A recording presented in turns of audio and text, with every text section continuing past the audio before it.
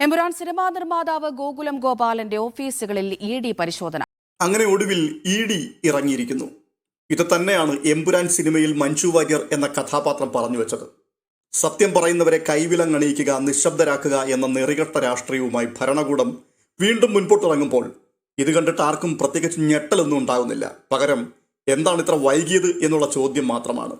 എല്ലാവരും പ്രതീക്ഷിച്ചിരുന്നതാണ് ഈ ഇ.ഡിയുടെ റെയ്ഡ് തീർച്ചയായിട്ടും എമ്പുരാൻ സിനിമയുടെ അണിയറ പ്രവർത്തകരിൽ പലരും നേരിടേണ്ടി വരും എന്നുള്ളത്. 2-3 ദിവസങ്ങൾക്ക് മുമ്പ് മോഹൻലാലും ആന്റണി പെരുമ്പാവൂരുമൊക്കെ സോഷ്യൽ മീഡിയയിൽ പോസ്റ്ററുകൾ പങ്കുവെച്ചുകൊണ്ട് എമ്പുരാന്റെ 3ാം ഭാഗം അസ്രയേൽ എത്താൻ പോകുന്നു എന്ന് പ്രഖ്യാപിച്ചു. കാര്യങ്ങൾ ഇങ്ങനെയൊക്കെയാണ് മുമ്പോട്ട് പോകുന്നതെങ്കിൽ അസ്രയേൽ എന്ന ലൂസിഫറിന്റെ 3ാം ഭാഗം ഇറക്കുവാൻ പുറത്താരെങ്കിലും ഉണ്ടാകുമോ എന്നുള്ളതാണ് ഇനി കണ്ടറിയേണ്ടത്.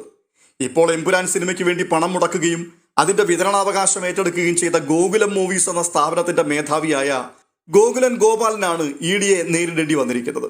ഗോകുലം ഗോപാലിന്റെ ഉടമസ്ഥതയിൽ പ്രവർത്തിക്കുന്ന ഗോകുലം ചിട്ടി ഫണ്ടിന്റെ ചെന്നൈയിലും കോഴിക്കോട്ടും കൊച്ചിയിലുമുള്ള സ്ഥാപനങ്ങളിലേക്കാണ് ഇപ്പോൾ ഇ.ഡി ഇരച്ചു കയറിയിരിക്കുന്നത്.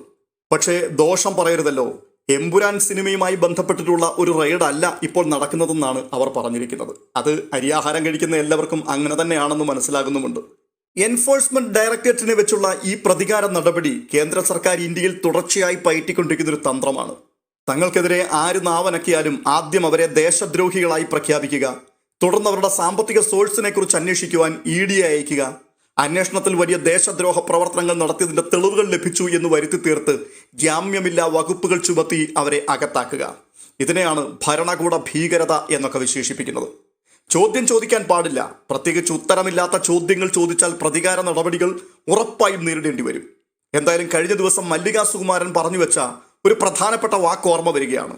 RSS കേന്ദ്രങ്ങൾ പൃഥ്വിരാജിന്റെ ജാതകം അന്വേഷിച്ച് ഉടൻ തന്നെ ഇറങ്ങി പുറപ്പെടും എന്നുള്ളത് ഉറപ്പാണെന്ന്. അതെ, പൃഥ്വിരാജിന്റെ നിലപാടുകളും മുൻപ് താൻ ചെയ്ത സിനിമകളും ആ സിനിമയിൽ അയാൾ മുൻപോട്ട് വെച്ച ആശയങ്ങളും എല്ലാം കോർത്തിണക്കി അയാൾ രാജ്യദ്രോഹിയാണ് എന്നവർ പ്രഖ്യാപിച്ചു കഴിഞ്ഞു.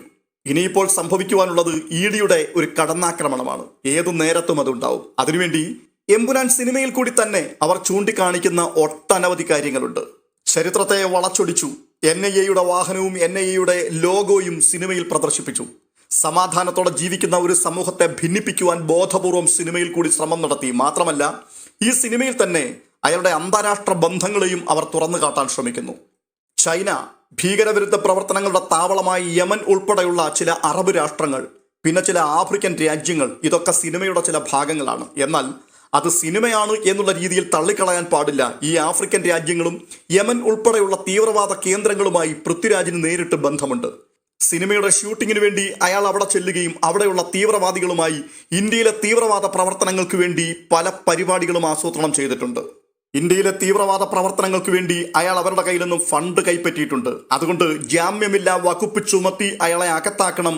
അയാളുടെ സാമ്പത്തിക സോഴ്സുകളെ കുറിച്ച് വിശദമായി അന്വേഷിക്കണം. ഇതൊക്കെയാണ് ഇപ്പോൾ സംഘപരിവാർ കേന്ദ്രങ്ങൾ മുൻപോട്ട് വെക്കുന്ന ആവശ്യങ്ങൾ. സംഘപരിവാർ പറഞ്ഞാൽ സർക്കാരിന് അനുസരിക്കാതിരിക്കാൻ കഴിയില്ല. അതുകൊണ്ട് തന്നെ വരുന്ന ദിവസങ്ങളിൽ പൃഥ്വിരാജിന്റെയും മുരളി ഗോപിയുടെയും ജാതകം തപ്പി ഇറങ്ങും എന്നുള്ള കാര്യം ഉറപ്പാണ്. ഇപ്പോൾ തന്നെ അവർ കണ്ടെത്തിയിരിക്കുന്നത് മുംബൈ നഗരത്തിലെ ശതകോടീശ്വരന്മാർ താമസിക്കുന്ന സ്ഥലത്ത് പൃഥ്വിരാജിന് ആഡംബര ഫ്ളാറ്റ് ഉണ്ട്. ഇന്ത്യയിലെ പ്രധാനപ്പെട്ട ഏതോ ക്രിക്കറ്റ് ക്ലബിൽ അദ്ദേഹത്തിന് ഷെയർ ഉണ്ട്. പ്രതിമാസം ലക്ഷങ്ങൾ ചിലവിട്ട് അംബാനിയുടെ ഇന്റർനാഷണൽ സ്കൂളിൽ താൻ തന്റെ മകളെ പഠിപ്പിക്കുന്നു. അങ്ങനെയുള്ള ആരോപണങ്ങൾ പലതാണ്. ഇതിനൊക്കെയുള്ള പണം അയാൾക്ക് എവിടെ നിന്നാണ്? സംശയമില്ല, ഇന്ത്യയിൽ തീവ്രവാദ പ്രവർത്തനങ്ങൾ നടത്തുവാൻ വേണ്ടിയുള്ള ഫണ്ട് തന്നെയാണിത്. അതുകൊണ്ട് അന്വേഷിച്ചേ പറ്റൂ. ഇവിടെ വളരെ രസകരമായി തോന്നിയ മറ്റൊരു കാര്യമുണ്ട്. എമ്പുരാൻ സിനിമ ക്രൈസ്തവ സഭയെ വല്ലാണ്ട് തകർത്ത് കളഞ്ഞു എന്നുള്ളതാണ് ചിലർ കണ്ടെത്തിയിരിക്കുന്നത്. അതിന്റെ അടിസ്ഥാനം തലകീഴായി വീണ കുരിശും പിന്നെ എമ്പുരാൻ അഥവാ വീണുപോയ മാലാഖ എന്നുള്ള പരാമർശവും ദൈവപുത്രൻ തെറ്റ് ചെയ്താൽ ചെകുത്താനെ അല്ലാതെ പിന്നെ ആരെയാണ് ആശ്രയിക്കേണ്ടി വരിക എന്നുള്ള ഡയലോഗും പിതാവിന്റെയും പുത്രന്റെയും ഇടയിൽ വിരിഞ്ഞ ഇരുട്ടിന്റെ പൂവ് എന്നുള്ള പരാമർശങ്ങളുമൊക്കെയാണ്. നിങ്ങളെക്കാളൊക്കെ കുറച്ചേറെ വിവരവും ബോധവും ഉള്ളവരാണ് ഞങ്ങളെന്ന് പലയാവർത്തി നമ്മളോട് പറഞ്ഞു മനസ്സിലാക്കുവാൻ ശ്രമിച്ച പലരും ഈ ദൃശ്യങ്ങൾക്ക്, ഈ ഡയലോഗുകൾക്ക് ആവശ്യമില്ലാത്ത അർത്ഥങ്ങളും നാനാർത്ഥങ്ങളും ഒക്കെ കൽപ്പിച്ച് അല്പം വിവരം കുറവാണ് എന്ന് ധരിച്ചു വെച്ചിരിക്കുന്ന ജനതയെ തെറ്റിദ്ധരിപ്പിക്കുവാൻ വേണ്ടി കൊണ്ടുപിടിച്ച ശ്രമങ്ങൾ ഇപ്പോൾ നടത്തിയിരിക്കുകയാണ്. അതിന് വെള്ളവും വളവും ഇട്ടുകൊടുക്കുവാൻ മറുനാടൻ മലയാളിയെപ്പോലെയുള്ള ചില മാധ്യമങ്ങളുമുണ്ട്. സത്യത്തിൽ ഇവിടെ കഥയറിയാതെ ആട്ടം കാണുന്നത് ക്രിസംഗികളാണ്. അല്ലെങ്കിൽ തന്നെ ഇവർ മനസ്സിലാക്കുന്നുണ്ടോ, ഇവർ നടത്തുന്ന ഓരോ പ്രസ്താവനകളിൽ കൂടിയും ഇവർ ക്രിസ്തുവിനും വേദപുസ്തകത്തിനും വിരുദ്ധമായിട്ടാണ് പറയുകയും പ്രവർത്തിക്കുകയും ചെയ്യുന്നതെന്ന്? ദൈവപുത്രൻ എന്ന് ഇവരാരെയാണോ വിശേഷിപ്പിക്കുന്നത്, ആ ദൈവപുത്രൻ അമാനുഷികനായിരുന്നു. പച്ചവെള്ളത്തെ വീഞ്ഞാക്കുകയും പച്ചവെള്ളത്തിന്റെ മുകളിൽ നടക്കുകയും പാവങ്ങൾക്ക് വേണ്ടി ശബ്ദമുയർത്തുകയും 5 അപ്പം കൊണ്ട് 5000 പേരെ പോഷിപ്പിക്കുകയും ഒടുവിൽ മരണത്തെപ്പോലും കീഴ്പ്പെടുത്തി ഉയർത്തെഴുന്നേൽക്കുകയും ചെയ്യുന്ന അമാനുഷികനായ ദൈവപുത്രൻ. ആ ദൈവപുത്രൻ ഒരു ചെകിട്ടത്തടിക്കുന്നവർക്ക് മറ്റു ചെകിട് കൂടി കാണിച്ചു കൊടുക്കുക എന്നാണ് പറഞ്ഞത്. ഇവർ ചെയ്യുന്നത് എന്ത് എന്ന് ഇവരറിയായിക കൊണ്ട് പിതാവേ ഇവരോട് ക്ഷമിക്കണമേ എന്ന് അവസാന നിമിഷം പോലും പ്രാർത്ഥിക്കുകയും ചെയ്തയാളാണ് ഈ ദൈവപുത്രൻ. എന്നുവെച്ചാൽ ക്ഷമയുടെയും സഹനത്തിന്റെയും പാതയായിരുന്നു ഈ അമാനുഷികനായ ദൈവപുത്രൻ സ്വീകരിച്ചത്. അധികാരവും പദവിയും മഹത്വവും എല്ലാം നിലനിർത്തിക്കൊണ്ട് തന്നെ അയാൾ താഴ്മയും എളിമയും സൗമ്യതയുമുള്ളവനായി ഈ സമൂഹത്തിന്റെ മുൻപിൽ നിൽക്കുകയും തന്നെ പ്രതിനിധാനം ചെയ്യുകയും തന്നെ അനുധാവനം ചെയ്യുകയും ചെയ്യുന്ന വ്യക്തികൾ അങ്ങനെ ആയിരിക്കണമെന്ന് നിർബന്ധിക്കുകയും ചെയ്തു. അയാളുടെ അനുയായികൾ തന്നെയാണല്ലോ പൃഥ്വിരാജിനെ തുറുങ്കിലടയ്ക്കുവാൻ വേണ്ടി ഓർഗനൈസറിൽ ലേഖനം എഴുതുകയും സോഷ്യൽ മീഡിയയിൽ കൂടി ഉറഞ്ഞു തുള്ളുകയും ചെയ്യുന്നത് എന്നൊക്കെ കാണുമ്പോഴാണ് ക്രിസ്തുവുമായി ബന്ധമില്ലാത്ത ക്രിസ്ത്യാനിയുടെ ദൈവസ്നേഹം അത് മറ നീക്കി പുറത്തു വരുന്നത്. ഒരു കാലത്ത് വിശ്വാസ സംരക്ഷണത്തെയും ആചാര സംരക്ഷണത്തെയും എന്തിനേറെ ദൈവത്തെ പോലും സംരക്ഷിക്കുവാൻ വേണ്ടി മുൻപോട്ട് ഇറങ്ങിത്തിരിച്ച സംഘപരിവാർ സൈന്യങ്ങളെ കണ്ടുകൊണ്ട് നിങ്ങളുടെ ദൈവങ്ങൾക്ക് നിങ്ങളാണ് സംരക്ഷണം ഏർപ്പെടുത്തേണ്ടതെങ്കിൽ നിങ്ങളുടെ ദൈവം തന്നെയാണോ എന്ന് നിങ്ങൾ ചിന്തിക്കണം എന്ന് വിളിച്ചു പറഞ്ഞ ക്രൈസ്തവർ ഇപ്പോൾ ലൂസിഫറിന്റെ കയ്യിൽപ്പെട്ട യേശുവിനെ സംരക്ഷിക്കുവാൻ ഞങ്ങളല്ലാതെ ഈ നാട്ടിൽ മറ്റാരാണുള്ളത്? അതുകൊണ്ട് ഒറ്റക്കെട്ടായി നിന്നുകൊണ്ട് മല്ലികാ സുകുമാരന്റെ മകനെ തകർക്കുവാൻ മുൻപോട്ടിറങ്ങണം, ഇല്ലെങ്കിൽ ക്രൈസ്തവ സഭയെ തന്നെ ഇവൻ ലൂസിഫറിനെ കൊണ്ട് ഇല്ലാതെയാക്കി കളയും എന്ന രീതിയിലുള്ള പ്രചാരണം നടത്തുവാൻ തുടങ്ങിയിരിക്കുകയാണ്. ചരിത്രം നിങ്ങൾ വീണ്ടും പഠിക്കണം.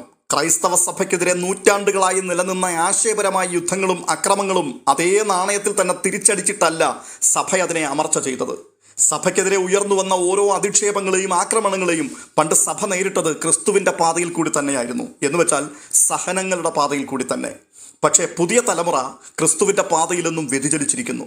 സഭ ഇപ്പോൾ പല്ലിന് പകരം പല്ലും കണ്ണിന് പകരം കണ്ണും എന്നുള്ള ആ പഴയ തത്വശാസ്ത്രത്തിലേക്ക് മടങ്ങിപ്പോകുവാൻ പ്രേരിപ്പിക്കുകയാണ് അണികളെ. അതിലൂടെ അവരറിയാതെ തന്നെ തള്ളി പറയുന്നത് സഭയുടെ മൂലക്കല്ലായ ക്രിസ്തുവിനെ തന്നെയാണ്.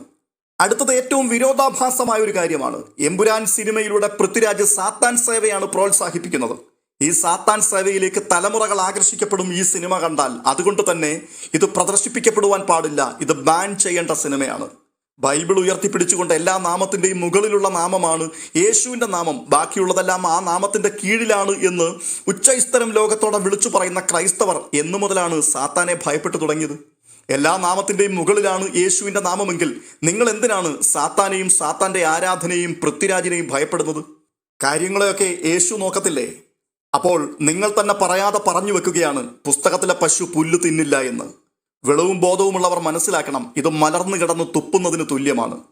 പക്ഷേ എമ്പുരാൻ എന്ന സിനിമയ്ക്കെതിരെ ആഞ്ഞടിക്കുവാൻ വേണ്ടി നിങ്ങൾ കാട്ടിക്കൂട്ടുന്ന ഈ ധൈര്യത്തിന്റെ 100-ലൊരംശമെങ്കിലും ജബൽപൂരിൽ കഴിഞ്ഞ ദിവസം സ്വന്തം അണികൾ ഹിന്ദുത്വ തീവ്രവാദികളുടെ കയ്യിൽ നിന്നും അറഞ്ചം പുറഞ്ചം അടി വാങ്ങിക്കൂട്ടി ചിതറി ഓടുമ്പോൾ നിങ്ങൾ വെളിപ്പെടുത്തുവാൻ തയ്യാറായില്ല. നിങ്ങളതൊക്കെ കണ്ടില്ല എന്ന് ശ്രമിച്ചു. ഇവിടെയാണ് സഭയുടെ ഇരട്ടത്താപ്പിനെ തിരിച്ചറിയുവാൻ കഴിയുന്നത്. സാധാരണ പറഞ്ഞു കേട്ടിട്ടുള്ള ഒരു വർത്തമാനമുണ്ട്. RSSകാരന്റെ മുഖ്യ ശത്രു 3 പേരാണ്. 1 ഇസ്ലാം, 2 കമ്മ്യൂണിസ്റ്റുകാരൻ, 3 ക്രിസ്ത്യാനി. അതുകൊണ്ട് തന്നെ ഒത്തുകിട്ടിയാൽ ഈ 3 ആൾക്കാരെയും അവർ കൈകാര്യം ചെയ്യും. അങ്ങനെ ചെയ്തിട്ടുണ്ട്, ഇപ്പോഴും അത് ചെയ്തുകൊണ്ടേ ഇരിക്കുകയുമാണ്. എന്നാൽ ഇപ്പോൾ ഇന്ത്യയിലെ നിലവിലുള്ള സാഹചര്യം ഒന്നാമത്തെ ശത്രുവിനെ നേരിടുവാൻ വേണ്ടി 3ാമത്തെ ശത്രുവിനെ മിത്രമാക്കി തൽക്കാലം അവരുടെ കൂടെ നിർത്തിയിരിക്കുകയാണ് ഇന്ത്യയിലെ സംഘപരിവാർ കേന്ദ്രങ്ങൾ. ആദ്യം ഈ 1ാമത്തെ ശത്രുവിനെ ഒതുക്കുക. അവരെ ഇല്ലാതെയാക്കി കഴിഞ്ഞാൽ പിന്നെ സ്വാഭാവികമായും ആ സ്ഥാനത്തേക്ക് ക്രിസ്ത്യാനികൾ തന്നെ എത്തിച്ചേരും. ക്രിസംഖികൾക്ക് തൽക്കാലം ചില എല്ലിൻ കഷ്ണങ്ങളൊക്കെ ഭരണസിരാ കേന്ദ്രങ്ങളിൽ നിന്നും വലിച്ചെറിയപ്പെട്ടു തന്നേക്കാം. പക്ഷേ ഇതിന്റെ എല്ലാം കൂടി കണക്ക് പറഞ്ഞ് തിരിച്ചെടുക്കുന്ന ഒരു ദിവസം വരുന്നുണ്ട്. അന്ന് നിങ്ങൾക്ക് വേണ്ടി സംസാരിക്കുവാൻ ഇവിടെ ആരും ഉണ്ടാവില്ല. ആരെയും അവർ ബാക്കി വെക്കില്ല. ഹിറ്റ്ലറിന്റെ കിരാത ഭരണകാലത്ത് ഒരു ക്രൈസ്തവനായ പാസ്റ്റർ രേഖപ്പെടുത്തിയ വരികൾ അത് നമുക്ക് മറക്കുവാൻ കഴിയില്ല. അത് പ്രസിദ്ധവുമാണ്. നാസികൾ അവർ യഹൂദരെ തേടിയെത്തി. അന്ന് ഞാൻ മിണ്ടിയില്ല, കാരണം ഞാനൊരു യഹൂദനായിരുന്നില്ല. പിന്നീട് അവർ കമ്മ്യൂണിസ്റ്റുകാരെ തേടിയെത്തി. അവിടെയും ഞാൻ മിണ്ടിയില്ല, കാരണം ഞാനൊരു കമ്മ്യൂണിസ്റ്റുകാരനുമായിരുന്നില്ല. ഒടുവിൽ അവർ എന്നെ തേടിയെത്തി. അന്ന് എനിക്ക് വേണ്ടി സംസാരിക്കുവാൻ ആരുമില്ലായിരുന്നു. ഇത് തന്നെയാണ് ഇന്ത്യയിലെ ക്രിസംഖികൾക്കും സംഭവിക്കാൻ പോകുന്നത്. നിങ്ങൾ മനസ്സിലാക്കുന്നില്ല, നിങ്ങളുടെ കാൽച്ചുവട്ടിലെ മണ്ണ് ഒലിച്ചു പോയിക്കൊണ്ടിരിക്കുകയാണെന്ന്. നാളുകളിൽ നിങ്ങളിതിന് കനത്ത വില കൊടുക്കേണ്ടി വരും. എന്തായാലും ഈടി തുടങ്ങിക്കഴിഞ്ഞിരിക്കുകയാണ്. പൊതുജനം കഴുതകളും അരണയുടെ ബുദ്ധിയുമൊക്കെ ഉള്ളവരാണ്. അവരിതൊക്കെ വേഗമങ്ങ് മറക്കും എന്നുള്ള തിരിച്ചറിവിൽ ഭരണകൂടത്തിന്റെ പണി ആരംഭിച്ചിരിക്കുന്നു.